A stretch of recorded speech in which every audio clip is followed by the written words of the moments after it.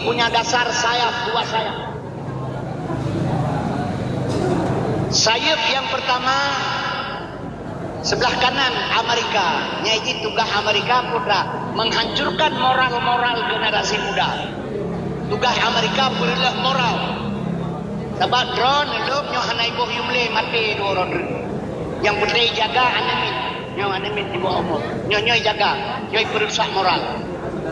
Segala perusak moral putra pegat. Ibi perlindungan di Amerika, di Yahudi kedeganyo perlindungan anak.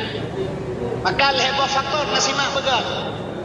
Ia atau tidak terserah menurut pemahaman drone masing-masing. Heboh. Yang pertama urangnya di Indonesia ipegat undang-undang perlindungan anak. Yang kedua ipegat undang-undang anak di bawah umur. Yang kedua ipegat pelanggaran HAM. HAM ipegat. Nyebal hebohnya antara Yahudi dan antara orang Islam. Long bisa baca contoh badrone. Urang jeh long jabut, lupa le tengku dua kre awe rumah. Sehingga lupa jauh Quran bro, lupa nak terang hati hai dah lupa. Begala kau dah baca Quran terang hati.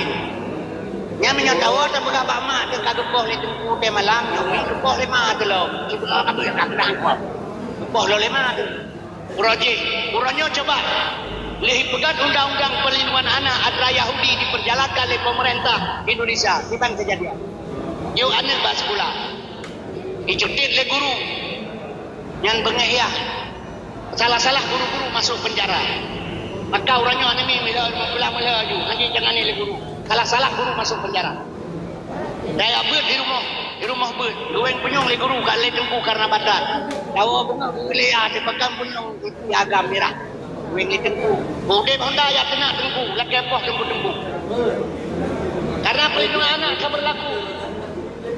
Dapat berlaku tu. Anak ada jauh dah hidrolik ini. Hanya popoh anak melanggar perlindungan anak. Tapi menyo anak poh ya harap ke malam dalam mimpi. Sehingga orangnya anak minyo kabejit kebu hidup. Kai tempat kekuatan. Dimana sampai ke roro habis pulang. Dipegat tawuran dan macam-macam dilakukan. Guru tidak bisa berbuat banyak. Orang lain dihancurkan.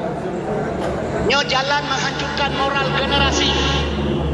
Dilindungi anak yang seolah-olah dipelindung. Pada haikal ini perlu moral. Yang siapa anak di bawah umur. Anak di bawah umur dipegat undang-undang Yahudi orang di Indonesia 18 tahun ke bawah. Gak jelas dalam Islam anak di bawah umur hebat tu. Gak jelas. Tapi jadi budak batik lah Yahudinya. Sedangkan yang pegang undang-undang DPR tambah persen Islam. Kalau pegang hebat tu di bawah umur. Aisyah ke menikah dengan Muhammad, umur Aisyah 80. Dua Muhammad ke Aisyah setelah Aisyah akil balik. 15 tahun Nabi Jabal Kubis ni anak dia semayang ulu, anak dia puasa, anak haji dan anak zakat. 13 tahun anak sepunya kerja. 15 tahun Jabal Kubis Rasulullah menanam dalam benak manusia hanya tauhid yang ditanam. 15 tahun.